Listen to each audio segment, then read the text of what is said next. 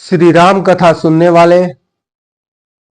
देवियों और सज्जनों, आपके हृदय में विराजमान भगवान श्री राम और हनुमान जी के चरणों में वंदन करता हूं।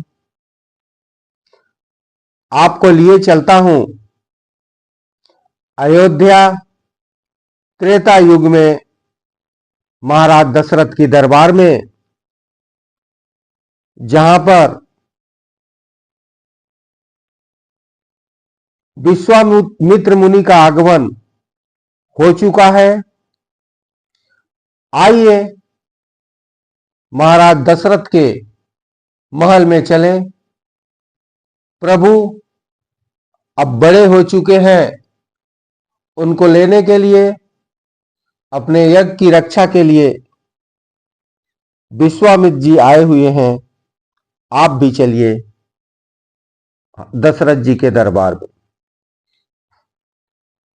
चरण पखारी किन्ने अति पूजा, मौसम आजु धन्य नहीं दूजा, विविध भांति भोजन करवावा, मुनिवर हृदय हरस अति पावा।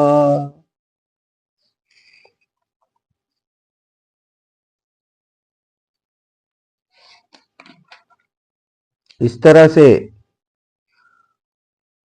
महाराज दशरथ जी ने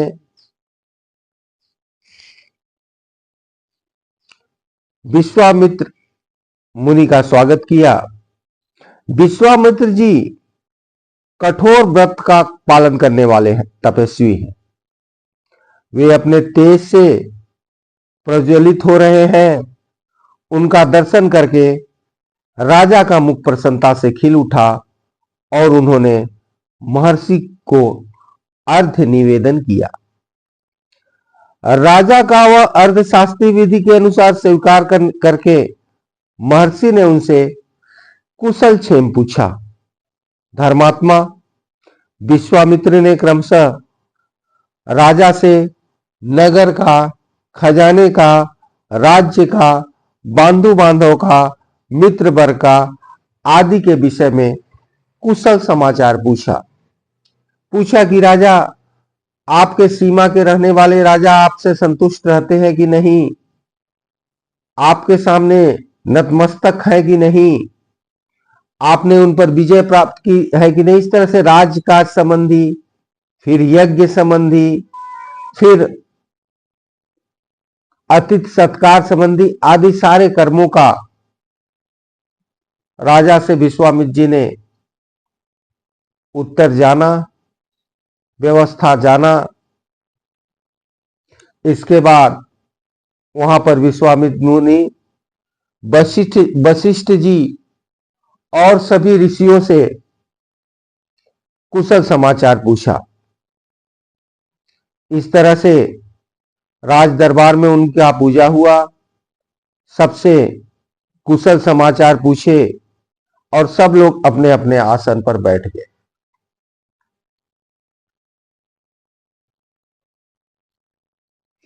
अब महाराज दशरथ विश्वामित्र मुनि की प्रशंसा करते हुए उनसे वार्तालाप प्रारंभ कर रहे हैं। बोल रहे हैं, सुनिए। महामुनि, जैसे किसी मरणधर्मा मनुष्य को अमृत की प्राप्ति हो जाए, निर्जन प्रदेश में पानी बरस जाए, किसी संतानहीन को अपने अनुरूप पत्नी के गर्भ से पुत्र प्राप्त हो जाए, खोई हुई निधि मिल जाए तथा किसी महान उत्सव में हर्ष का उदय हो, उसी प्रकार आपका यहां आना शुभागमन हुआ है। ऐसा मैं मानता हूं। आपका स्वागत है। आपके मन में कौन सा उत्तम कामना है जिसको मैं हर्ष के साथ पूर्ण करूं।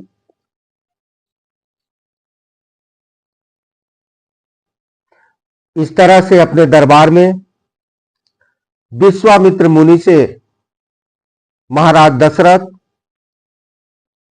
पूछ रहे हैं, बोल रहे हैं आगे कि ब्राह्मण, आप मुझसे सब प्रकार की सेवा लेने योग्य उत्तम पात्र हैं।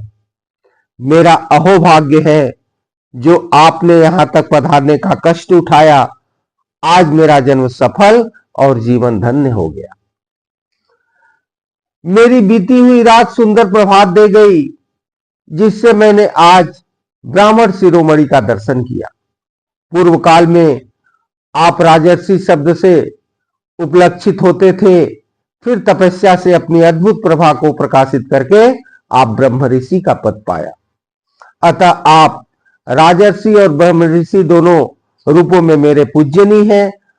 आपका जो यहां मेरे समक्ष शुभागमन हुआ है, यह परम पवित्र और अद्भुत है। प्रभु, आपके दर्शन से आज मेरा घर तीर्थ हो गया। मैं अपने आप को पुण्य क्षेत्रों की यात्रा करके आया हुआ मानता हूं। बताइए, आप क्या चाहते हैं? आपके शुभागमन का शुभ उद्देश्य क्या है? आगे बोल रहे हैं, उत्तम व्रत का पालन करने वाले महर्षि, मैं चाहता हूं कि आपकी कृपा से अनुग्रहित होकर आपके अभिष्ट मनोरथ को जान लूं और आपके अभ्युदय के लिए उसकी पूर्ति करूं। कार्य सिद्ध होगा या नहीं, ऐसे संशय को अपने मन में स्थान न दीजिए। इस तरह से राजा दशरथ जी विश्वामित्र जी को वचन दे रहे हैं, आप जो भी आज्ञा देंगे मैं उसका पूर्ण रूप से पालन करूंगा, क्योंकि सम्मानीय अतिथि होने के नाते आप मुझ गृहस्थ के लिए देवता है। ब्राह्मण, आज आपके आगमन से मुझे संपूर्ण धर्मों का उत्तम फल प्राप्त हो गया। यह मेरे महान अभ्युदय का अवसर आया है। इस तरह से मनस्वी नरेश के विनय युक्त वचन को सुनकर, हृदय और कानों को सुख देने वाले वचन को सुनकर विख्यात मुनि विश्वामित्र परम प्रसन्न हुए। अब महाराज से विश्वामित्र मुनि अपनी इच्छा को व्यक्त कर रहे हैं। सुनिए, विश्वामित्र मुनि महाराज दशरथ से क्या कह रहे हैं। बोले, राज सिंह, ये बातें आपके ही योग्य हैं। जो बातें आपने कहा वो आपके योग्य हैं। इस पृथ्वी पर दूसरे के मुख से ऐसी वचन निकलने की संभावना नहीं। क्यों न हो, आप महान कुल में उत्पन्न हैं। वशिष्ठ जैसे ब्रह्म ऋषि आपके उपदेशक। अब जो मेरे हृदय में है उसे सुनिए। निप्रश्रेष्ठ सुनकर उस कार्य को अवश्य पूर्ण करने की निश्चय कीजिए। आपने मेरे कार्य सिद्ध करने की प्रतिज्ञा की है, इस प्रतिज्ञा को सत्य करके दिखाइए। आगे बोल रहे हैं कि पुरुष परवर, मैं सिद्धि के लिए एक नियम का अनुष्ठान करता हूं। इसका इच्छा अनुसार रूप धारण करने वाले 2 राक्षस बिंद डाल रहे हैं। इस तरह से वो एक यज्ञ कर रहे थे, एक सिद्धि यज्ञ कर रहे थे, जिसमें 2 राक्षस उनके यज्ञ में बाधा डाल रहे थे। मेरे इस नियम का अधिकांश कार्य पूर्ण हो चुका है।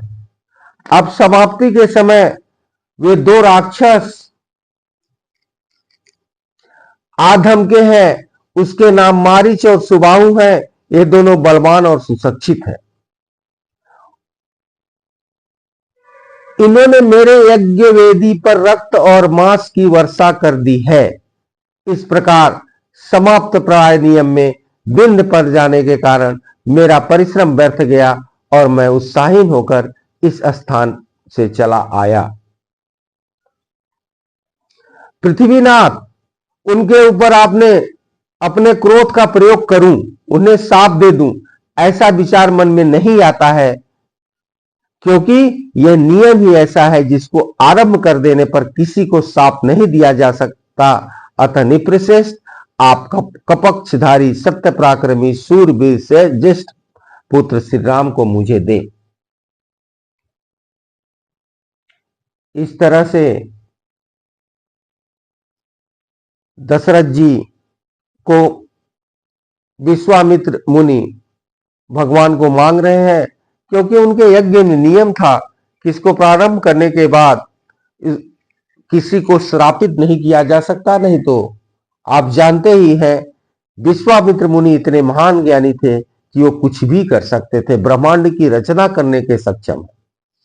ये इनके लिए छोटी बात थी, लेकिन यज्ञ का जो नियम था उसका पालन करने के लिए प्रभु का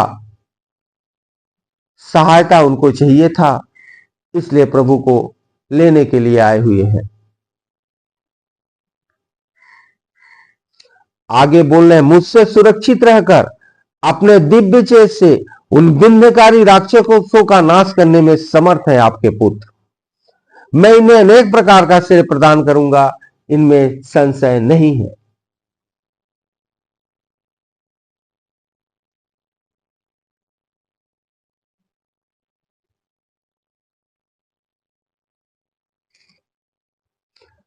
उस श्रेष्ठ को पाकर ये तीनों लोकों में विख्यात होंगे।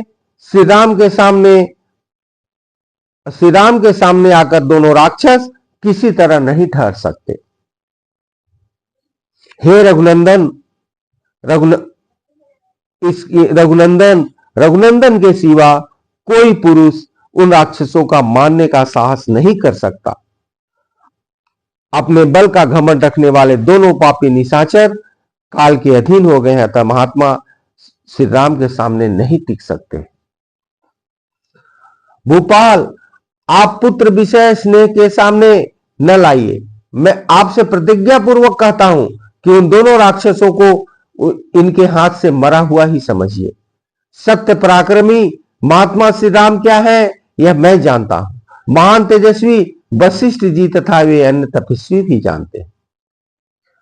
आगे बोल रहे हैं, राजेंद्र, आप इस भूमंडल में धर्म लाभ और उत्तम यश के स्थिर रखना चाहते हो तो श्री राम को मुझे दे दीजिए।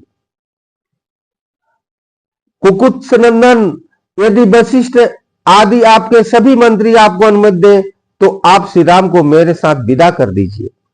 श्री राम को ले जाना अभीष्ट है, ये भी बड़े होने के कारण अब आसक्त रहित हो गए हैं, अतः आप यज्ञ में अवशिष्ट